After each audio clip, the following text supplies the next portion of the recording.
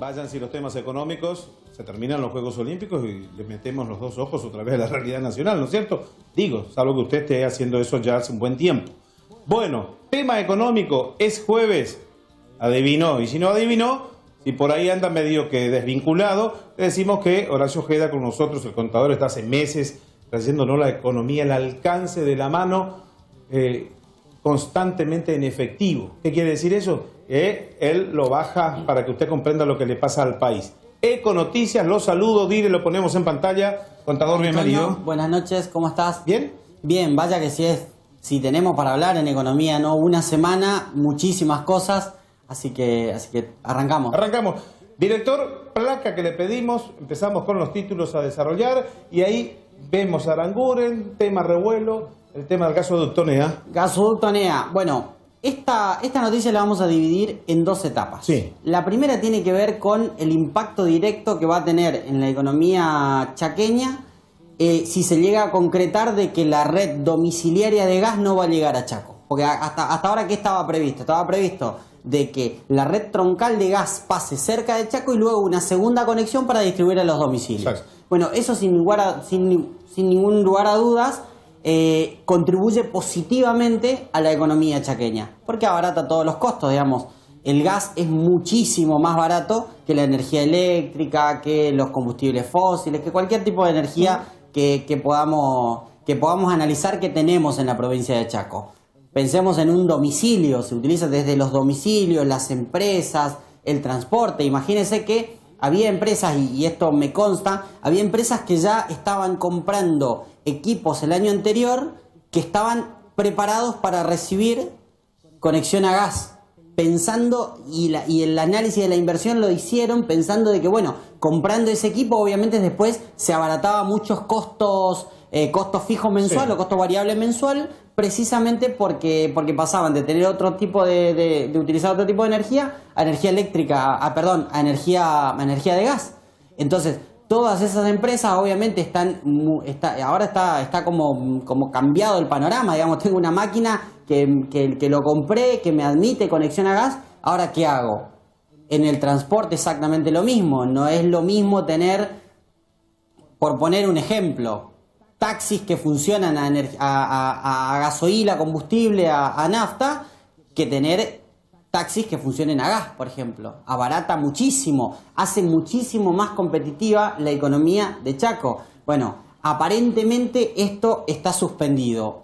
El gas va a pasar muy cerquita de Chaco, pero no va a llegar a los domicilios.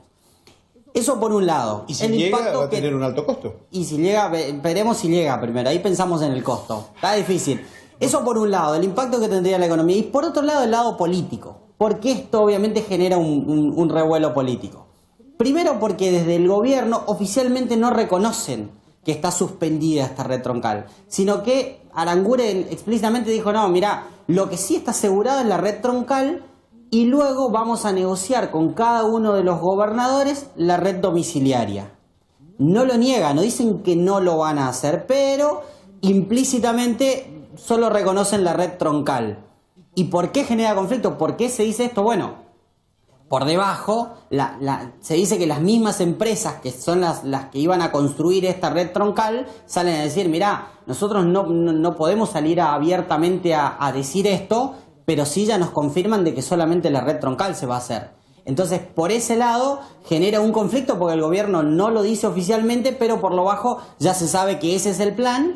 Y además, desde el Frente para la Victoria salen a decir, pero había créditos internacionales que ya estaban garantizados para construir la red troncal y la red domiciliaria. ¿Por qué se resta?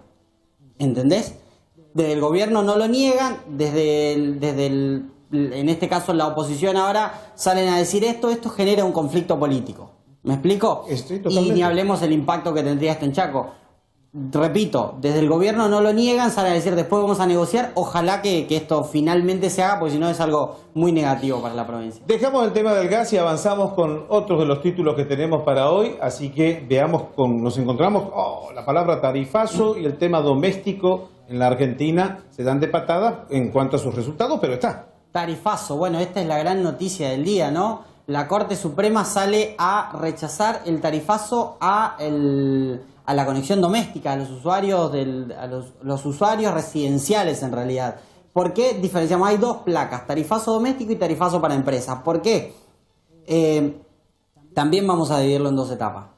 Tarifazo doméstico está suspendido, es decir, todas las familias que tengan conexión en una zona residencial seguirán pagando las tarifas con el tarifario anterior. Pero para las empresas no está suspendido. Las empresas sí lo van a tener que pagar. Entonces, obviamente desde el sector productivo decía, bueno, dicen que no vamos a poner palos en la rueda, que este es un gobierno que va a promover las pymes, de que basta de que un gobierno ponga palos en la rueda. Pero lo cierto es que el tarifazo quedó aplicado a las empresas. Solamente está suspendido para la conexión en zona residencial. Y todo esto, hoy escuchaba a Marcos Peña que decía, bueno, obviamente el plan era otro. Y ahora que se suspende este incremento a la zona residencial, de algún lado vamos a tener que sacar, probablemente de obra pública o de algún lado. Lo dijo explícitamente Marcos Peña. ¿Por qué se da esto? Originalmente el gobierno quitó retenciones al agro y a la minería. ¿Cuánto sumaban esas retenciones? 60.000 millones. ¿Cuánto pensaban recaudar, según las estimaciones que hizo explícito el propio gobierno, con este tarifazo a empresas y al servicio doméstico? 70.000 millones. Es decir, restaban 60.000 de las retenciones agro y minería y sumaban 70.000. En realidad no sumaban 70.000, pero sí se ahorraban de pagarle a las empresas. Porque las empresas iban a cobrar directamente al usuario y el gobierno iba a dejar de subsidiar eso. Bueno, el servicio doméstico de gas que está suspendido es aproximadamente un 30% del total. Es decir, 70.000 millones lo que pensaban recaudar, el 30% son 21.000 millones que ahora el gobierno tiene que salir nuevamente a dar a las empresas. Ese es el rojo que le genera el gobierno y es por lo cual Marcos Peña sale a decir, bueno, de algún lado vamos a tener que sacar eso, de obra pública, de algún lado. Esto obviamente es positivo en principio para los que se vieron beneficiados con la suspensión, es negativo para las empresas y es una incertidumbre total para todo mundo, lo que obviamente no contribuye de ninguna manera a que se reactive esto. Imagínense que justamente por el incremento de las tarifas ya hubo inflación a cuenta. Las empresas ya habían aumentado los precios porque contemplaban este incremento, las familias también ya empezaron a tener impacto, y bueno, ¿y ahora cómo queda esto? Nuevamente tienen que salir a refacturar, nadie entiende nada. El gobierno no pensaba que le iba a ocurrir esto. Yo creo que no. Vos lo dijiste más temprano, apenas arrancaste, me parece que le falta un poquito de timing para poder entender de que este tipo de conflictos, más allá de que después de fondo se puede discutir si se podía quitar o no, si es válido tener subsidios o no, si es justo o no, eso se puede discutir de trasfondo. Ahora lo que creo que está fuera de dudas es que el gobierno salga a tomar una medida y que después estemos 4 meses, porque ya vamos 4 meses con esto, 4 meses consecutivos y después que absolutamente nadie sepa en qué lugar está, es un problema enorme, genera incertidumbre. Acá atrás genera y hace ruido, a la Casa Rosada. Muchísimo ruido. Mucho ruido. Muchísimo ruido. Avanzamos con más en esto de Econoticias y tenemos más títulos. El empleo formal. Este también es un componente hoy y para ver lo que se viene de cómo cerrar el 2016, ¿no? Exactamente. Fíjate, es una placa. Casi 100.000 puestos de trabajo se perdieron solamente en estos 5 meses. Es muchísimo. Es mucho, ¿no? Es muchísimo, sobre todo porque también por dos cuestiones. Primero, porque hasta hace algún tiempo desde el gobierno salían a decir de que esto no estaba sucediendo, de que en realidad incluso febrero dijeron que el empleo formal creció un puntito. Bueno, ahora ya no hay por dónde negarlo. Este es el empleo formal, el que está registrado. Es decir, este dato, si lo publica Clarín, es porque de algún lado está requete contra. Ismael Bermúdez lo debe tener. Estos son datos de AFIP. En la nota dice la fuente, y la fuente es directamente AFIP, tiene registrados 100.000 puestos menos. Y la cantidad de puestos informales que se perdieron, esto es lo que contribuye justamente a reducir la famosa inflación que querían hacerlo. Lo charlamos hace un montón de jueves atrás. Sí, señor. A medida de que la inflación decrezca, el desempleo va a crecer. es una norma que está descubierta hace muchísimo tiempo y mucho más cuando se da el contexto en el que tenía Argentina. Argentina tenía inflación precisamente porque el costo político, si se quiere, de no tener inflación era tener desempleo. Bueno, ahora no hay... En realidad inflación sigue habiendo, sigue estando en torno al 3, al 2%, cuanto más bajo. La inflación sigue habiendo, pero digamos esto va a tender a disminuir. 2017 seguramente la inflación será mucho menor, no porque el gobierno haya hecho demasiado por contribuir a la oferta y porque haya una lluvia de inversiones y porque los productos son mucho más abundantes, la demanda es la misma, pero hay muchísimo más productos. No, porque la demanda se va a contraer, las familias van a tener que gastar menos porque no les va a quedar otra, los empresarios ante un escenario de este tipo van a tener que cuidarse de aumentar los precios porque no saben si lo van a vender, no vender. Es decir, lisa y llanamente se combate la inflación, si se quiere, con extorsión, por poner, no sé si la palabra correcta es extorsión, pero habría que buscar un poquito de, algo para ser más académico, pero para ser es un poquito así. más académico, pero apretando bastante el poder adquisitivo de las familias, apretando bastante la libertad con los que los empresarios subían los precios, porque ahora, repito, imagínese un empresario diciendo ¿qué hago? ¿Subo o no lo subo?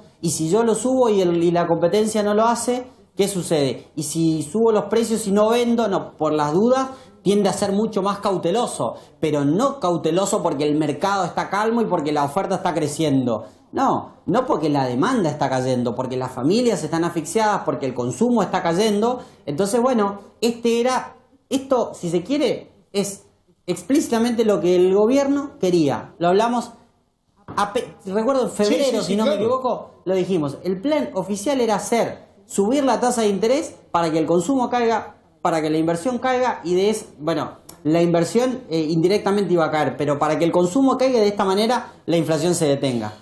Lo habla siempre en términos económicos. Yo me corro un poquito, no voy a salir de cuadro. Antes el relato era de Aníbal, de Cristina, de Coqui. El tema para la Argentina, el secreto, que el relato hoy es de Marcos Peña, de un Aranguren que casi nunca dice lo que piensa, y menos cuando se le pregunta a alguien que vive del sector empresarial hace 30 años de estos negocios. Y cuando la política no visibiliza, deja en manos del mercado, me vas a ayudar en esto, en un país o en el sistema, cuando la política no se da cuenta que somos de carne y hueso y que lo que se escribe en un papel y se toma decisiones, de repente la realidad te sacude frente a las narices, los gobiernos, no digo que terminan mal porque no hay que ser agorero, pero el gobierno tuvo una primer ñata contra el vidrio y tendrá que darse cuenta que no hay que pensar mucho en el pasado, hay que empezar a pensar en el hoy y cómo te imputan a vos, que ya sos gobierno para hablar en términos económicos, porque las consecuencias mañana son horas, va a hacer que el rédito sea muy flaco. Y si es flaco para el gobierno, sin duda que es flaco para los argentinos. Para todos. Además, vamos muchos meses en este proceso. No le queda mucho espacio, digamos. Esto tiene que reactivarse pronto.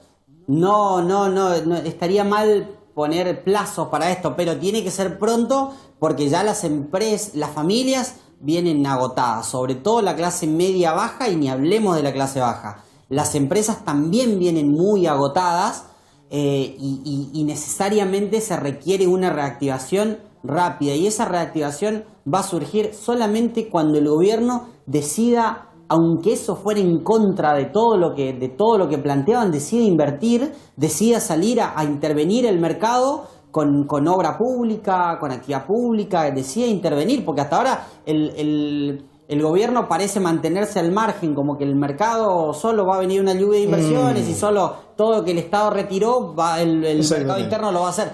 Bueno, lo tiene que hacer rápido. Esperemos que el gobierno pero rápido. encuentre el norte, porque el 21 de septiembre hay que empezar a reverdecer y esperemos que desde allí nazcan las ideas. Casa Rosada, la casa donde se gobierna para todos los argentinos. Hacemos la pausa, gracias Horacio, ya estamos de regreso con la señora Amelia para lo que resta de hoy y el señor Gaona también colocando allí información deportiva, ¿eh?